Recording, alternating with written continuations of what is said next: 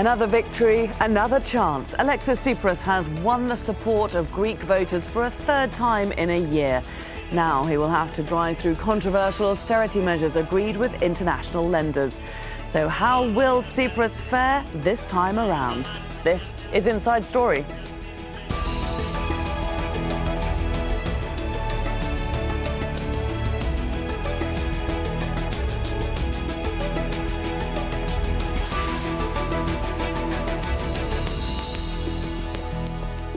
Hello there and welcome to the programme. I'm Laura Kyle.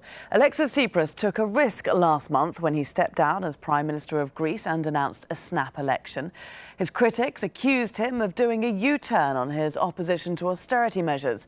Some members of the left-wing party abandoned him after he accepted the terms of a new bailout to stop Greece going bankrupt.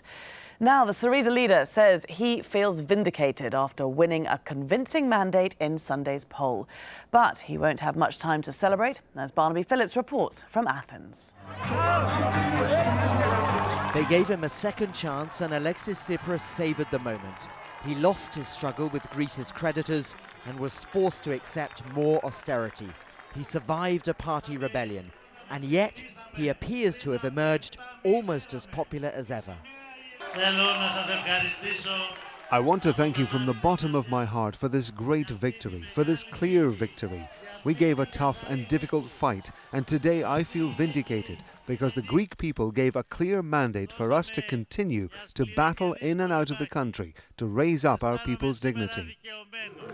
This is a night of triumph for Alexis Tsipras and for Syriza. He is now the dominant force in Greek politics. But in the months to come, he must implement reforms that will be very unpopular with these supporters who are now celebrating.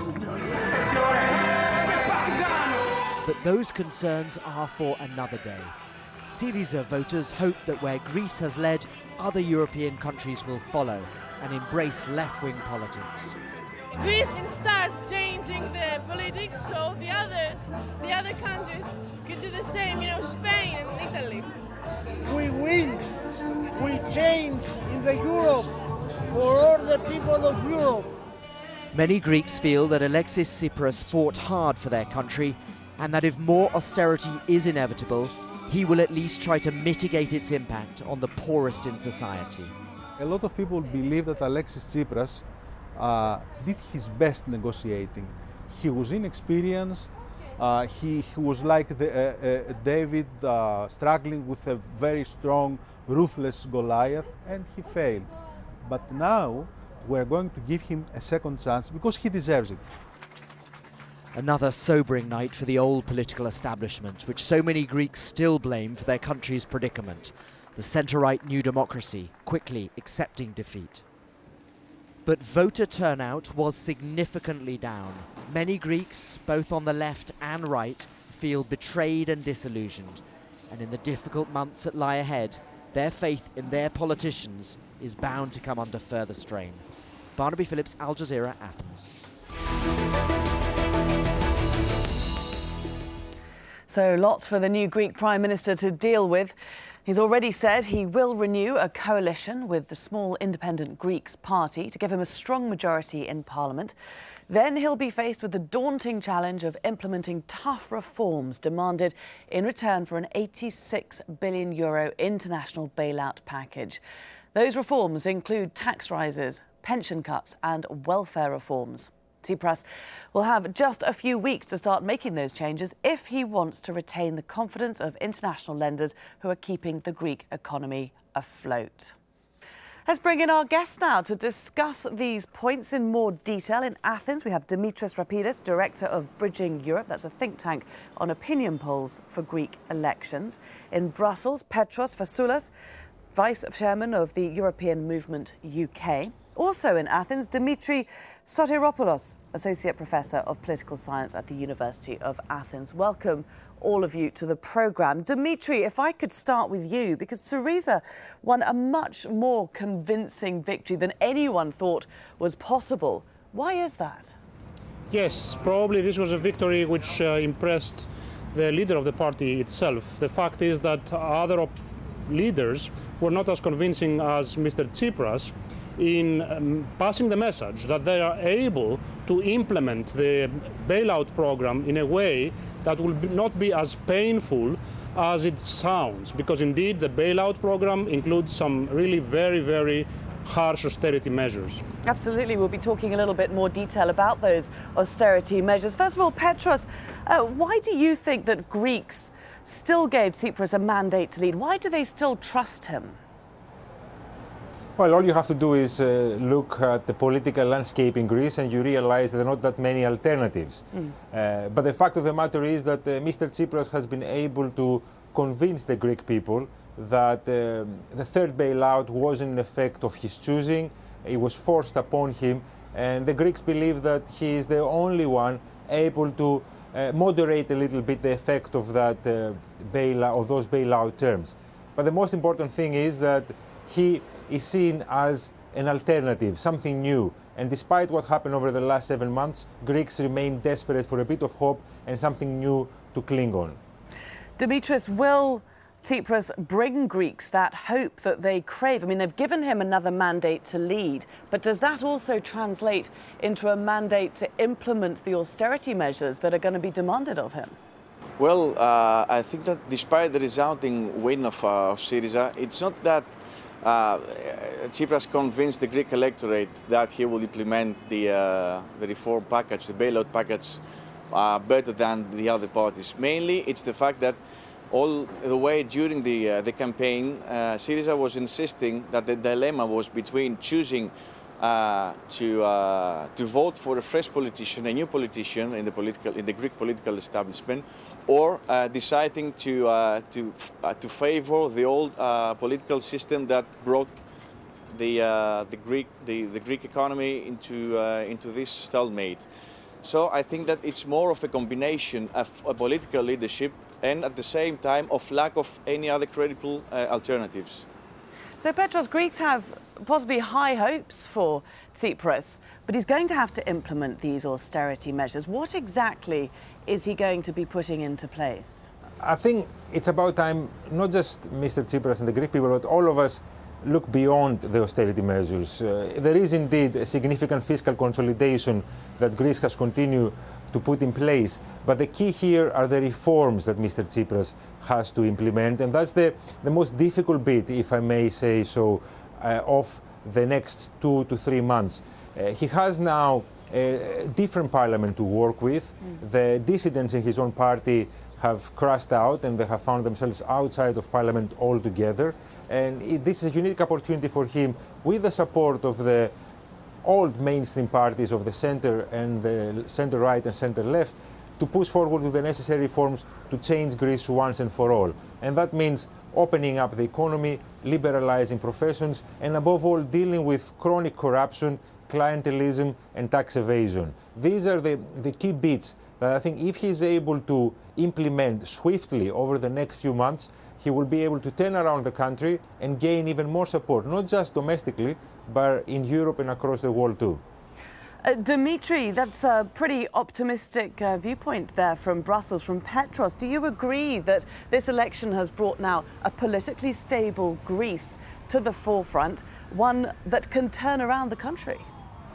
That's a pretty optimistic scenario. There are two other pessimistic scenarios. The first is that part of the governing party, which is more left-leaning than the profile of Mr. Tsipras himself allows, will vote against him, particularly when it comes to voting for a law on privatizations, and then we will have instability. And another pessimistic scenario would be that Mr. Tsipras himself will try to negotiate again part of the agreement which he has already signed, and that, I'm afraid, will run into a very strong resistance on the side of the creditors of Greece, which this time will not hesitate to push Greece towards the Grexit. Yeah, Petros, I mean, Tsipras has called this bailout deal just earlier today, or indeed last night, a living organism. I mean, that strongly suggests that he's going to be going back to the Eurozone leaders with plans to make changes. I think he knows very well that the room for maneuver is very limited, but even that limited room for maneuver can make a difference for him politically. And I think that's where Greece's international partners come in. They have a unique opportunity to show goodwill, if you like, and assist Mr. Tsipras politically with some readjustments that are not necessarily so much on the substance, but financially can make a difference in his efforts. Because as I mentioned earlier, if the European Union and the IMF take away attention from the short-term fiscal consolidation needed and invest their attention to the medium and long-term structural reforms needed for the Greek economy, then there is a greater chance of success for the optimistic scenario to materialize itself. If indeed emphasis continues to be put on austerity and cost-cutting, there is a possibility for further revolt within Tsipras. But for now, this is a golden opportunity, both within Greece, to solidify a little bit more stable political landscape, and outside of Greece to show a bit of goodwill and allow Mr. Tsipras, the political authority, to push forward with the very necessary political and economic reforms. Dimitris, do you think that all parties will leap on this opportunity for goodwill? I mean, how happy do you think Eurozone leaders are to be negotiating once again with Tsipras? Well, I think that they are happy with the fact that Tsipras finally capitulated their demands in July. So it may be easier for them to negotiate with him for the second time. But bottom line, the thing is that we are completely missing that we have much bigger problems than implementing reforms in Greece.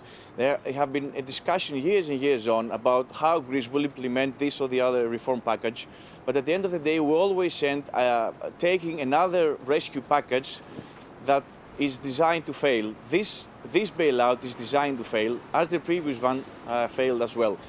And what will be better for Eurozone and for the Greek government, similarly, will be to focus more, to emphasize more on major macroeconomic problems, such as unemployment, poverty, and growth. This is a huge gap there's a huge gap between the Greek government and Eurozone on how they perceive, on how they interpret these reforms. And they keep going saying that Greece has to reform itself and so on. Actually, we can't see any solid reform package so far. No, well, that's the interesting point, isn't it? Dimitri, do you agree that this bailout is designed to fail? Because it doesn't seem as if Germany, the ECB, the European Commission are thinking that. All signs indicate that they are going to be moving ahead, moving through the bailout package, demanding the reforms necessary, the austerity reforms. No one's talking about longer-term structural reforms. The bailout package is not designed to fail, but it may fail. The problem is that one can understand the bailout package in multiple ways. Some ministers of Syriza will regard this bailout package as a series of guidelines that should be kept to, while other ministers may regard the guidelines as proposals which can be negotiated over. And then there is a segment of the Greek population that hopes that none of the proposals included in the bailout package will be applied because they will result in another loss of income. And that is just three of different misunderstandings that may mix with each other and produce an impasse. I hope this doesn't happen, but it is possible. But the austerity, Dimitri, will be applied. I mean, no one's talking about that not being put in place. The austerity package is part and parcel of the agreement signed between the Greek government and the creditors on the 13th of July. It is impossible to avoid austerity given that the finances of the Greek state are in a deplorable condition. The government has to raise revenue, possibly through taxes, perhaps also possibly through public spending cuts. The problem is how to do this without hurting the same social strata, such as the salaried strata, which have already paid their share over the last 4 years. Petros, another thing that Tsipras has said just today is that his first big battle is going to be debt relief. And that is one thing that the creditors have said they're not going to be addressing, apart from, of course, the IMF, which has distanced itself from this particular bailout. Do you think that Tsipras will be able to win this battle? Again, behind the words debt relief, lots of details may lie. There is, of course, a possibility of a complete write-off, which, like you said, is not on the table. But there are other things that can happen and that have already been discussed here in Brussels that will allow Greece to reduce the size of their debt burden. All sort of innovative ways of capping the way that perhaps Greece is paying off its debts under a certain ceiling of GDP and certain other ideas that are currently discussed. Again, the key here is that Mr. Tsipras returns to Brussels with a new mandate, but also with a new attitude, a less confrontational one that is based on breeding bridges and consensus with his European allies. I think if he demonstrates the will to implement the bailout terms as they are, there might be room for maneuver when it comes to debt relief. Certainly not as far as he and many Greeks would like to go, but quite farther than we thought would be possible this time yesterday. Dimitris, do you think that Tsipras is going to approach Europe with a less confrontational attitude? I mean, he's just won a huge mandate. He's got the people behind him. Well, I don't believe that will be any confrontation. But, I mean, short term, mid-term or long term, there might be some confusion or some missing points during the governance of Tsipras. It's almost impossible to implement this austerity package. And I think that also Syriza know it well. The Tsipras himself and his close team know very well that it's impossible to implement this package. But at the current stage, it was the only decision that the government could take under the circumstances and the balances that they are inside the Eurozone. Also, we need to point out that what Tsipras' major point in his campaign was the debt relief issue. I don't believe, I'm certain actually, that won't be any debt relief on Greece and won't have any real positive impact on the economy. We might have a nominal debt haircut, but even that won't affect positively the development of the improvement of the economic conditions in the country. So to conclude with, we have reached a huge deadlock, but this deadlock it refers to both the Greek government and Eurozone with regards to how they will handle the Greek issue. Dimitri, do you believe as well that there will be a deadlock, that Tsipras is going to go back to the EU and say it is impossible for me to implement this austerity, you now have to come up with another offer, another proposal? It's early to talk about the deadlock. However, the talk about debt relief is premature. The creditors of Greece, which keep Greece on a life-supporting machine, will not offer the funds which the Greek economy needs unless Greece starts implementing one by one the reforms included in the bailout package of the 13th of July. So we can talk about the debt relief only in the medium run, not immediately, and only if Greece has kept its promise to proceed with reforms, some of which should have taken place since 2010. A typical example is reform of the pension system so that people do not retire at an early age, such as 55 years old. Of course, the big question there, Dimitri, is how do you implement austerity and promote growth in the economy at the same time? This can be done, I believe, only if the current government changes its view about the mix of private and public investment in this country. The government has been rather hostile towards private investment, and yet it is pretty obvious that there is no public money to invest.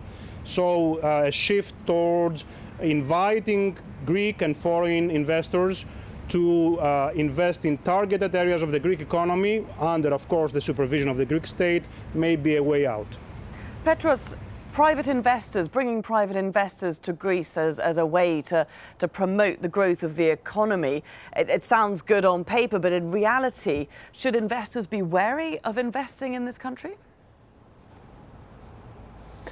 Well, nobody wants to invest in a politically unstable country, especially one that the economic conditions are not favorable. And that's where the need for reform comes in. Currently, the environment for investment in Greece, it's cumbersome, to put it mildly, for anyone who wants to put money into the country. We need to deal with bureaucracy and administrative hurdles, but we need to change a little bit the culture as well of the way the economy operates. And above all, the country needs stability. In 2015 alone, we had 2 elections and a referendum. That's the kind of thing that investors don't like. I certainly hope that the current parliament will be able to survive for longer, so they are in a position to send, if nothing else, the right message abroad, that we mean business, we are open for business, and we want to engage with the rest of the world. It certainly seems as if Greeks as well are pretty fed up with going to the polls. We saw a historically low turnout at this election. Dimitris, what is the mood there amongst Greeks? Well, it's really early to see what's the mood, but yesterday with Syriza win, there was a great hope again for the second time from a considerable part of the population that the government can adjust between an austerity package and a parallel program that will deal with the most vulnerable parts of the society. It's very difficult for Syriza to implement such a parallel program at the time that it cannot be certain to implement first the austerity program.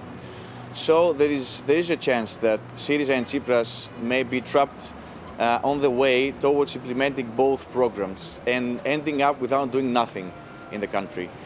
I can't see, there is a strong possibility that in the next 6 months, or the next year, we may have again a political instability in Greece, mainly due to the lack of the government to implement the reform package. And then we may have a new round, a new stage of renegotiations from Eurozone. Dimitri, do you believe that Tsipras can uphold his promise to protect the most vulnerable if indeed he does manage to implement the austerity measures? Can he, as Dimitris says, then run a parallel programme which is softer on the most vulnerable sections of Greek society? I mean, my case in point, for example, I'm looking at farmers who are going to be hit very strongly by tax rises, and I hear that they're already readying their tractors to block roads. It seems like there's going to be an awful lot of discontent in the country. Well, indeed, we expect a lot of discontent from specific population groups which will be hit by the new measures. Farmers is one example. Another example are liberal professions, that is, professions which have not paid their share regarding paying their taxes. We also expect contest from the side of professions which will see that new regulations will affect them, so that they open up their niche of the market which they occupy. However, we will not really see society-wide discontent. This government, as other governments, will have its grace period. This is a period of 6 months or 8 months, and we will not see anything of the kind we saw on our screens from the center of Athens, such as massive demonstrations and sit-ins and clashes with the police. However, for the popular strata, the unemployed, the poor, those who are precariously employed, probably things will be worse in the beginning before they start to improve bit by bit if economic activity in this country starts again. Petros, just very briefly as the last point here of our discussion, do you think that after the grace period of 8 or 9 months that's been suggested, we will see Greeks going back to the polls? I think not. I think this particular parliament has a different makeup. Mr. Tsipras has consolidated his control over his party after the departure of 30, 40 rebel MPs, and he has convincingly defeated once again the Conservatives and the Socialists, which of course will not be able to resist but ballet politics, but they realize that their political authority is very much limited, and they have a vested interest in keeping Greece in the European Union at the end of the day. So, as I mentioned at the beginning, this is a unique opportunity for him to seize the moment and push forward with the necessary reforms, because this parliament might prove to be more stable than the previous one. OK, let's hope so. It's certainly a wait-and-see scenario. It is clear, though, that Greece is not free of its problems yet. Thank you very much to all our guests today for a fantastic discussion. Dimitris Rapidis, Petros Vassoulis and Dimitri Sotiropoulos. And thank you too very much for watching. Do send us your comments via the programme page on our website. That's aljazeera.com. You can also post your views on facebook.com/AJ Inside Story. Or you can tweet us at AJ Inside Story. From me, Laura Kyle, and the whole team here, bye for now.